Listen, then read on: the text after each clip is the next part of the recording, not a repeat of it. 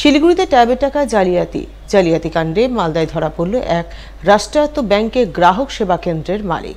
বুধবার সন্ধ্যায় শিলিগুড়ি পুলিশের সাইবার ক্রাইম থানার পুলিশ মালদার বৈষ্ণবনগর থানা এলাকায় অভিযান চালিয়ে তাকে পাকড়াও করে। পুলিশ সূত্রে জানা গেছে, ধৃতের নাম মনোজ চৌধুরী। তার বাড়ি বৈষ্ণবনগরের পশ্চিম জেলেপাড়ায়। তার সিএসপি অর্থাৎ গ্রাহক সেবা কেন্দ্র রয়েছে বৈষ্ণবনগরের বাহারু মার্কেট এলাকায়। এদিন শিলিগুড়ি পুলিশের সাইবার ক্রাইম থানার পুলিশ স্থানীয় বৈষ্ণবনগর থানার পুলিশের সহযোগিতা নিয়ে তাকে পাকড়াও করে। এরপর ধৃতকে নিয়ে তার গ্রাহক সেবা কেন্দ্রে তল্লাশি চালিয়ে পেন ড্রাইভ সহ বেশ কিছু নথিপত্র বাজেয়াপ্ত করে। পুলিশ সূত্রে খবর, ধৃত মনোজ চৌধুরী শিলিগুড়ির ট্যাবের টাকা জালিয়াতির ঘটনায় জড়িত রয়েছে। তার গ্রাহক সেবা কেন্দ্র থেকে ট্যাবের টাকা তোলা হয়েছে। সেই কারণেই শিলিগুড়ি পুলিশের সাইবার ক্রাইম থানার পুলিশ এদিন তাকে গ্রেপ্তার করে শিলিগুড়িতে নিয়ে যায়। ধরেছে আপনাকে টাকা উদ্ধার করে কাস্টমারে কি আছে আপনার? আমার কিসের টাকা ঢুকেছিল সেটা জানি না। গত 12ই নভেম্বর থেকে শুরু হয়েছে ভোটার তালিকার বিশেষ সংক্ষিপ্ত সংশোধন কর্মসূচি 2025, যা চলবে আগামী 12ই ডিসেম্বর পর্যন্ত। তাই এই বিষয়ে সাধারণ মানুষকে সচেতন করতে এবং ভোটার তালিকায় নাম সংযোজনের ব্যাপারে 18 বছর বয়সী যুবক যুবতীদের আগ্রহী করে তুলতে বিশেষ উদ্যোগ গ্রহণ করল হবিবপুর ব্লক প্রশাসন।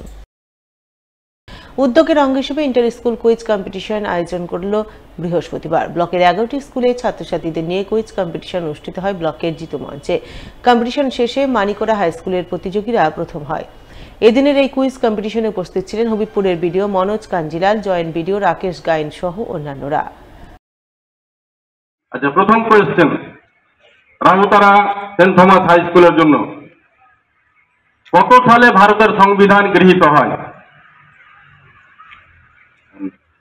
10, 9, 8, 7, 6, 5, 4, 3, 2. একদম সঠিক উত্তর 1949-এর 26শে নভেম্বর। পৃথিবীর দীর্ঘতম লিখিত সংবিধানের নাম কি, বা কোন দেশের সংবিধান পৃথিবীর দীর্ঘতম সংবিধান? 10, 9, 8, 7, 6, 5, 4, 3, 2, 1, 0.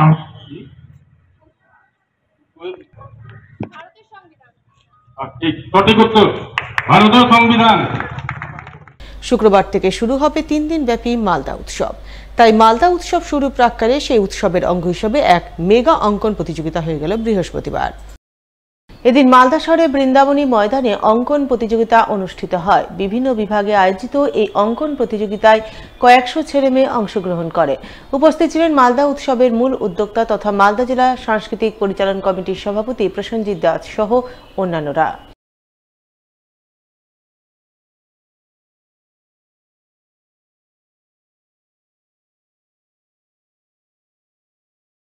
আমাদের জেলার ঐতিহ্য, সংস্কৃতি এবং কৃষ্টিকে তুলে ধরার মঞ্চ হচ্ছে মালদা উৎসব।